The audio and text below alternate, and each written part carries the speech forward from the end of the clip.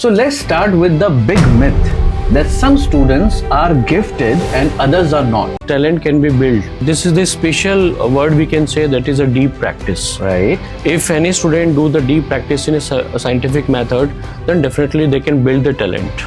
We see that students are struggling a lot. Correct. And they believe that talent is born.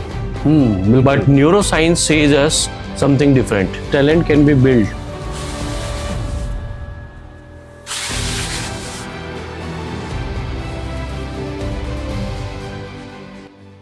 Hello and namaskar. Welcome to our podcast Jay Manthan. Today we have our special episode on unlocking talent. I'm your host Love Grover. With me is our guest, an inspiring teacher, mentor and academic leader, Mr. Ajay Kumar Sharma sir.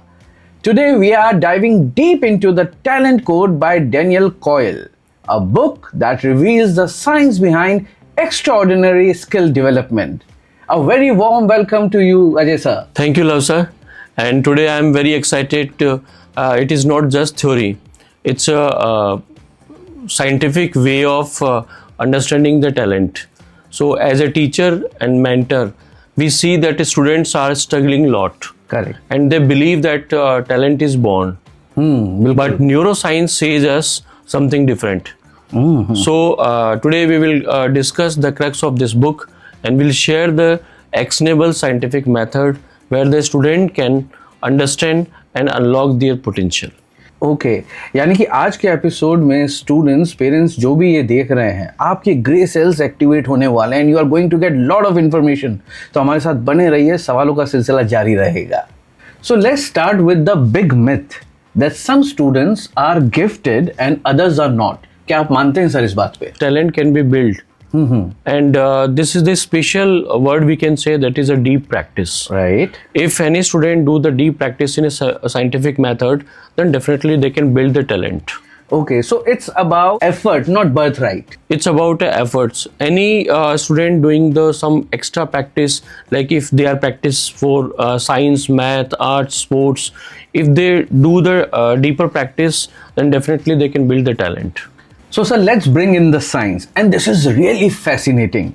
How does the brain change when we practice? This is the science behind this practices. When we do the deep practice in our brain, the brain create the neural circuits. And when we do the more deep practice and focus practice, the more neural circuits are increasing. The word or you can say the element is called the myelin, gray matters. Okay. So more circuits creating and more myelin is wrapping. It means the faster neural circuits in our brain. So myelin is like upgrading the brain's wiring. ये आप कहना चाह रहे हैं? Yes. Okay. When every time we are doing the deep practice, means the more myelin is wrapping. Thickness of myelin in the brain and neural circuits, it's increased. The stronger the memory and stronger the signal in going in the brain.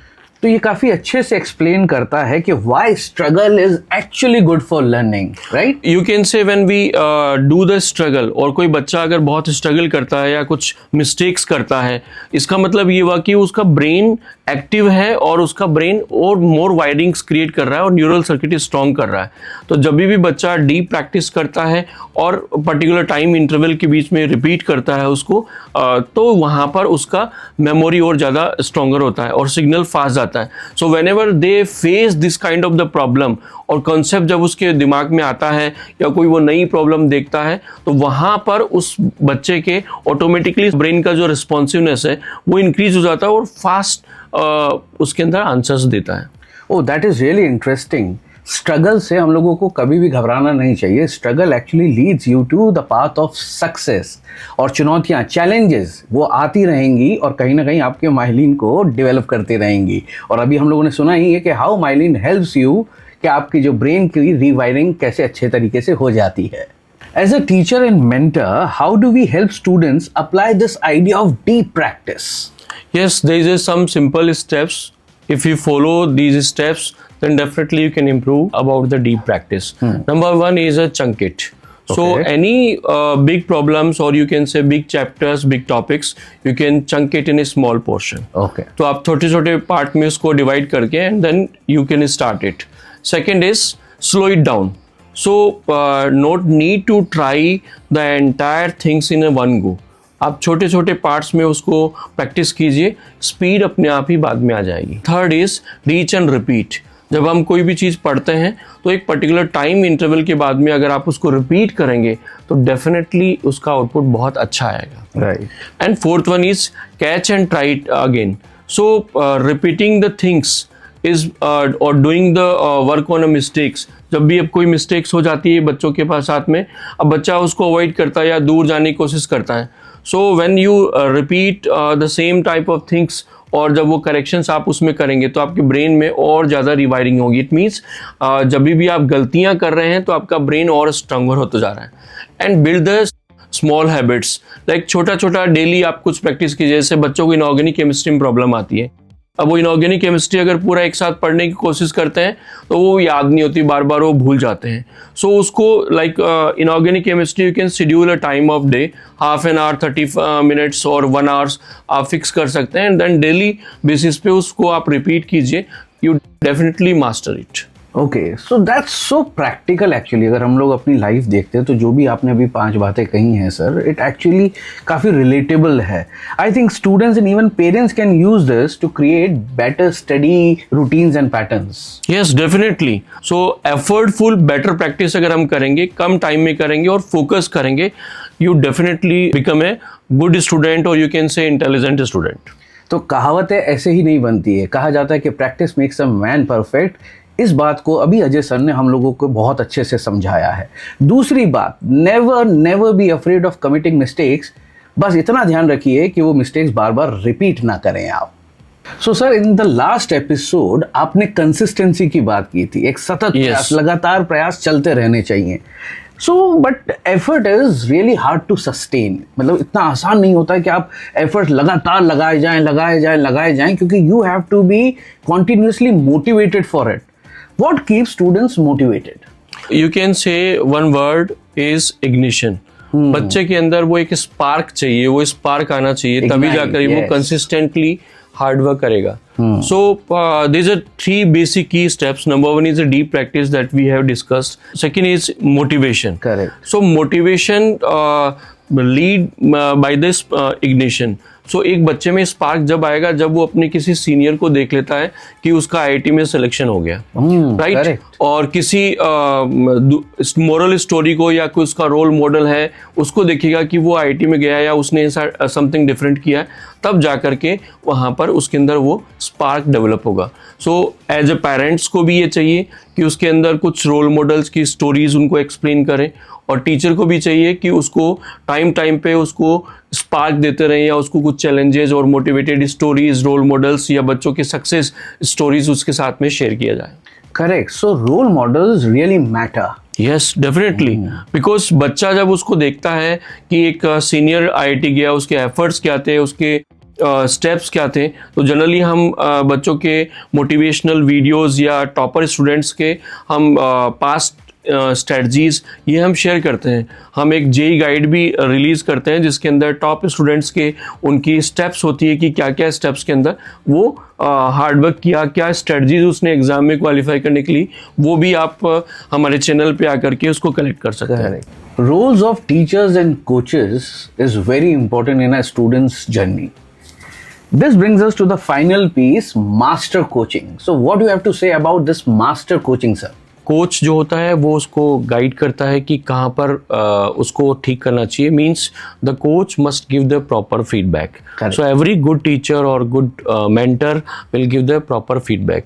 Second one is important part is कि वो उसकी problems को understand करता है कि इस बच्चे के अंदर क्या प्रॉब्लम्स हैं और कोई बड़े प्रॉब्लम्स को कैसे अचीव करना है उसको वो स्मॉल चंक्स के अंदर डिवाइड करता है और वहाँ पर वो उसके साथ में शेयर करता है कि स्टेप बाय स्टेप आपको कैसे जाना है. So the role of coach और mentor is a very important. तो students should select the coach और mentor in a form of teachers. जब भी वो कहाँ पे कोचिंग करते हैं, जहाँ पे भी स्टडी करते हैं, उसके लिए एक टीचर और कोच जो है वो होना बहुत ज़रूरी है. Even every intelligent student also need a coach और mentor. That sounds like a growth mindset in action, sir. I would like to really say that कि if you are finding a coach or mentor, then the mentor mind set also important, because वहाँ पर ये होना चाहिए कि वो कोई भी प्रॉब्लम्स है, स्ट्रगल है, उनको वैल्यू दिया जाए। करेक्ट। और उसके अंदर जो मिस्टेक्स करता है बच्चा, उन मिस्टेक्स को एज ए स्टेपिंग स्टोन और माइलस्टोन के फॉर्म में लिया जाए कि now how to correct it, this is the duty of the coach और मेंटर कि these are the your mistakes, in a form of feedback they should provide in a positive manners, and how to solve these mistakes, how to come out from these mistakes, that steps need to guide by the mentor and coach. So constructive criticism, जैसे मैं कहावतों की बात कर रहा था, यहाँ पर भी एक कहावत याद आ गई कि निंदक नीरे राखिए, यानी कि जो कोच होता है वो कहीं ना कहीं आपका निंदक तो है ही है, लेकिन एक इतना बढ़िया मार्गदर्शक है जो आपको आपकी गलतियां पहचानने में मदद करेगा, सहायता करेगा, साथ ही साथ उन गलतियों को ठीक कैसे करना है उस पर भी आपका लगातार मार्गदर्शन करता रहेगा। चाहे अर्जुन हो या कर्ण हो, चाहे इंडियन टीम हो या बैडमिंटन के प्लेयर्स हो, बिना सही कोचेज और बिना सही मेंटरिंग के कोई भी अपनी मंजिल या सफलता प्राप्त नहीं कर पाता है। यही बात अभी हमको अजय सर ने बहुत अच्छे से समझाई है। Exactly. So you always need a good mentor in your life. Correct, sir. So far we have discussed about this wonderful theory.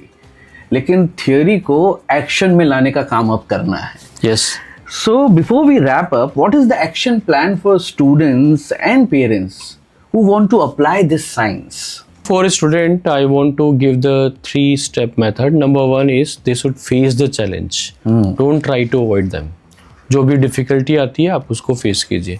Second part is they should work on a toughest part, not a easy.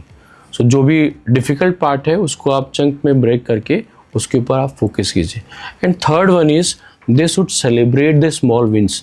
Like suppose अगर किसी बच्चे ने एक topic complete कर लिया जो tough था, उसको कंप्लीट करने के बाद में दे शुड सेलिब्रेट कि यस ये एक टफेस्ट पार्ट था एंड मैंने इसको क्रैक कर दिया। फैंटास्टिक। तो face the challenges, focus on the toughest part, और छोटी छोटी बातों को, विक्ट्रीज को या आपके अचीवमेंट्स को सेलिब्रेट करते रहिए। इसी से शायद आप लगातार अपने आप को मोटिवेट भी करते रहेंगे। That's really wonderful Ajay sir. So sir ये तो बात हुई स्टूडेंट्स की। Now let's talk about the actionable points for parents. आखिर पेरेंट्स को किन किन बातों का ध्यान रखना चाहिए एक स्टूडेंट की जर्नी में? It's a very good question, और इसमें पेरेंट्स का बहुत बड़ा रोल होता है इस एंटायर जर्नी के अंदर। It's a lengthy journey, you can से कि 2 साल बच्चे को तैयारी करने में लगता है, कई बार कई बच्चे 3 साल तैयारी करते हैं। पेरेंट्स का बहुत बड़ा इंपॉर्टेंट रोल होता है, और पेरेंट्स अगर वहाँ पे सपोर्टिव होते हैं, जितने भी मैंने टॉपर स्टूडेंट देखे हैं या जिनके टॉप रिजल्ट्स आए हैं उनमें उनके पेरेंट्स बहुत ही सपोर्टिव होते हैं, और वो पहले से ही चीज़ें उनके लिए, बच्चों के लिए अवेलेबल कराते हैं। बिल्कुल। Apart from that I want to suggest to the all the parents कि number 1 thing is they should focus on efforts, not the outcome. कई बार पेरेंट्स कंपैरिजन करने लग जाते हैं रिजल्ट्स के ऊपर कि इसके इतने मार्क्स आए हैं, इसके कम आए, बट वो एफर्ट्स लगा रहा है, results, output, outcome automatically later on अच्छे आएंगे।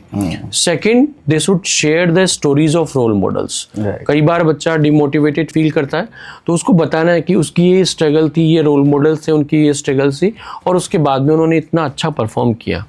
And third one is parents should keep patience. जो भी आप एफर्ट उस बच्चे के साथ लगा रहे हैं, आप वो बच्चा जो मेहनत कर रहा है, डीप प्रैक्टिस कर रहा है, उसके आउटकम डेफिनेटली पॉजिटिव आएंगे। Right.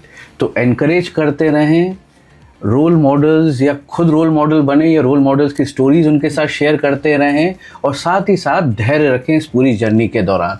These are the 3 actionable points for parents. That is really wonderful. I hope जितने भी पेरेंट्स आज इस पॉडकास्ट को, इस एपिसोड में हमारे साथ बने हुए हैं, दे हैव एक्चुअली अंडरस्टूड कि हम लोगों को बच्चों की इस प्रिपरेशन जर्नी में हमारे रोल को कैसे और क्या क्या निभाना है। So we already have talked about students and parents. Now what about the actionable points for teachers and mentors, sir? The role of mentor is a very important part. So यहाँ पर I want to suggest there's a 3 steps. Number 1 is they should create the environment where the mistakes can be converted in learning opportunities. Right. Number 2, they should give the precise feedback, and all the big problem can be chunk and provide the way how to solve it, उनको कैसे हम solve कर सकते हैं। And third one is the inspire belief. ये बच्चों के अंदर जगाए कि हर एक बच्चा टॉपर होता है, हर एक बच्चा इंटेलिजेंट होता है, और by doing the deep practice they can perform better on every competition. बहुत बढ़िया बात बोली है सर कि एक माहौल यानी कि एक एनवायरनमेंट बढ़िया देना, लगातार फीडबैक देते रहना, और कहीं ना कहीं उस विश्वास को आपके अंदर पिरो देना, यही एक मेंटर का रोल होता है। मुझे 4 लाइन याद आ रही हैं सर जी। कि सुंदर है प्रयास तुम्हारा, क्योंकि प्रैक्टिस से बात हुई थी, तो स्टूडेंट्स या आप लोगों के लिए और हर मेंटर या हर माँ बाप आपसे ये 4 लाइनें कहना चाहेगा कि सुंदर है प्रयास तुम्हारा, सफलता तुम पाओगे। सुंदर है प्रयास तुम्हारा, सफलता तुम पाओगे, कर लो अगर संकल्प, लोकप्रिय हस्ताक्षर कहलाओगे। क्या बात है। So this has been such an eye-opening discussion. The idea that talent is built, not born, can transform how students approach learning. Thank you very much Ajay sir for this fantastic episode and great learning. Thank you. ये कहा जाता है कि talent cannot beat hard work, and hard work is there.